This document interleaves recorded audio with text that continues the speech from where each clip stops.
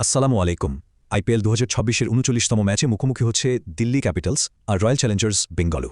দিল্লির অরুণ জেটলি স্টেডিয়ামে এই হাই ভোল্টেজ লড়াইয়ে কার পাল্লা ভারী হতে চলেছে চলুন ৮টা নিয়মের ভিত্তিতে চুলচেরা বিশ্লেষণ করে বের করা যাক। তো আজকের এই কাটা ছেঁড়ায় আমরা দেখব ৮টা জিনিস।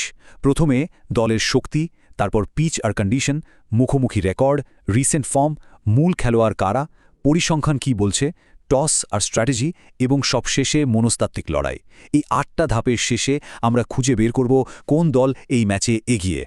তো আর দেরি না করে চলুন শুরু করা যাক আমাদের প্রথম রোল দিয়ে দলের শক্তি বিশ্লেষণ। মানে কাগজে কলমে কোন দল বেশি শক্তিশালী, তাদের ব্যাটিং আর বোলিং লাইনআপে কতটা গভীরতা আছে, চলুন দেখি। প্রথমে আসি দিল্লি ক্যাপিটালসের কথায়। তাদের মূল শক্তি কিন্তু দুটো জায়গায়।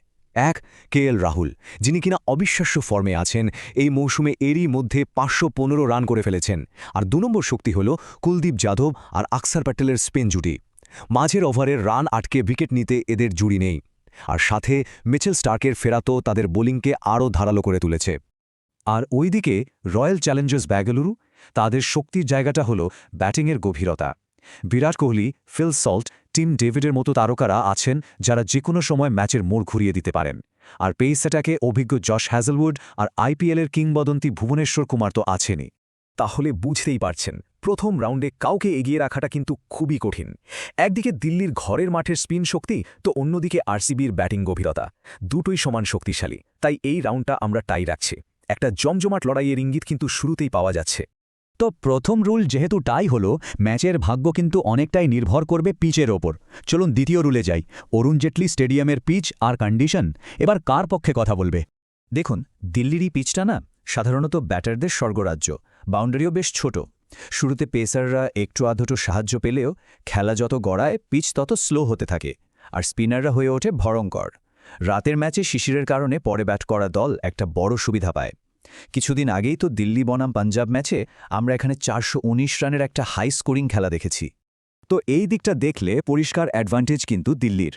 যেহেতু পিচটা মিডল ওভারে স্পিনারদের সাহায্য করে, কুলদীপ আর আকসারের মতো বিশ্বমানের স্পিনারদের নিয়ে গড়া দিল্লির বোলিং আক্রমণ এখানে রীতিমতো অপ্রতিরোধ্য হয়ে উঠতে পারে। আরসিবি ব্যাটারদের জন্য এটা একটা বড় পরীক্ষা হতে চলেছে। তাহলে এখন পর্যন্ত স্কোর কি দাঁড়ালো? দিল্লি ১ পয়েন্ট এগিয়ে, আরসিবি ০, আর একটা রাউন্ড টাই। এবার রুল নম্বর ৩, মুখোমুখি লড়াইয়ে কে এগিয়ে। চলুন ইতিহাসটা একটু ঘেটে দেখা যাক। ইতিহাস কিন্তু পরিষ্কারভাবে আরসিবির পক্ষেই কথা বলছে। ৩২ বার দেখা হয়েছে, তার মধ্যে ২০ বারই জিতেছে তারা, আর দিল্লির জয় মাত্র ১২টাতে। এমনকি সাম্প্রতিক ইতিহাসেও ২০২১ সাল থেকে শেষ ৮টা ম্যাচের ৬টাতেই জিতেছে বেঙ্গালুরু। কাজেই এই রাউন্ডের রায়টা কিন্তু একদম পরিষ্কার। দীর্ঘদিনের রেকর্ড আর সাম্প্রতিক আধিপত্যের কারণে আরসিবি এখানে পরিষ্কারভাবে এগিয়ে।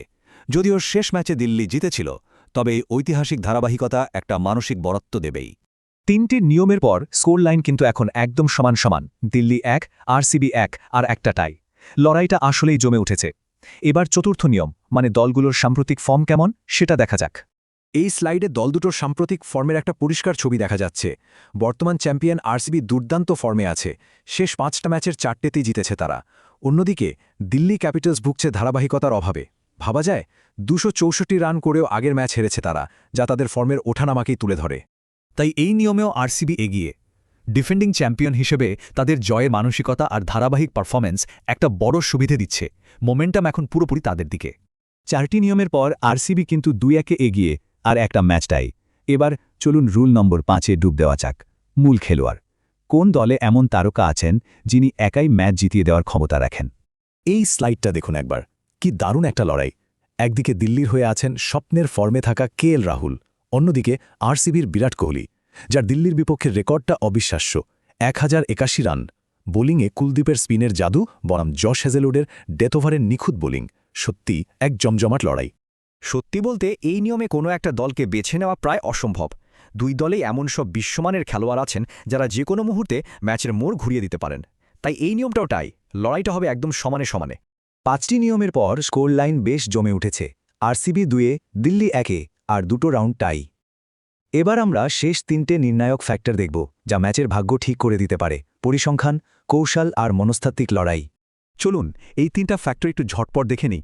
পরিসংখ্যানে আরসিবি এগিয়ে, কারণ তাদের শক্তিশালী নেট রান রেট টুর্নামেন্টে তাদের ধারাবাহিকতার প্রমাণ। কিন্তু কৌশলের দিক থেকে দিল্লি এগিয়ে, কারণ নিজেদের মাঠের কন্ডিশন তারা সবচেয়ে ভালো বোঝে এবং টসের পর সে অনুযায়ী পরিকল্পনা সাজাতে পারবে। আর সবশেষে মনস্তাত্ত্বিক লড়াইয়ে ডিফেন্ডিং চ্যাম্পিয়ন হিসেবে বড় ম্যাচ খেলার অভিজ্ঞতা আরসিবিকে সামান্য হলেও এগিয়ে রাখছে। আমাদের 8টি নিয়মের বিশ্লেষণ পর্ব শেষ। এখন সময় হয়েছে সব ফলাফল একসাথে করে দেখার যে কোন দল শেষ পর্যন্ত এগিয়ে থাকল। চলুন দেখে নেওয়া যাক ফাইনাল স্কোর কার্ড। এবং চূড়ান্ত স্কোর কার্ড আমাদের সামনে। আমাদের 8টি নিয়মের বিশ্লেষণে রয়্যাল চ্যালেঞ্জার্স বেঙ্গালুরু 4টিতে এবং দিল্লি ক্যাপিটালস 2টিতে এগিয়ে, বাকি 2টি টাই হয়েছে। সুতরাং আমাদের বিশ্লেষণ বলছে আরসিবির পাল্লায় সামান্য ভারী। স্কোর কার্ড তো দেখা হলো, এখন সেই মুহূর্ত যার জন্য সবাই অপেক্ষা করে থাকেন। আমাদের এই গভীর বিশ্লেষণের উপর ভিত্তি করে এই ম্যাচের বিজয়ী কে হতে পারে? আমাদের পূর্বাভাস অনুযায়ী এই ম্যাচের রয়্যাল চ্যালেঞ্জার্স বেঙ্গালুরুর জেতার সম্ভাবনা বেশি। তাদের দুর্দান্ত সাম্প্রতিক ফর্ম, ঐতিহাসিক আধিপত্য আর চ্যাম্পিয়নদের মানসিকতাই এর মূল কারণ। তবে দিল্লির মাত্রে তাদের স্পিনারদের বিপক্ষে লড়াইটা যে হাড্ডাহাড্ডি হবে তাতে কোনো সন্দেহ নেই। তো এই ছিল আমাদের আজকের ম্যাচ বিশ্লেষণ। তবে মনে রাখতে হবে, এটা সম্পূর্ণ তথ্যভিত্তিক পূর্বাভাস। ক্রিকেট মাঠে যে কোনো কিছুই সম্ভব।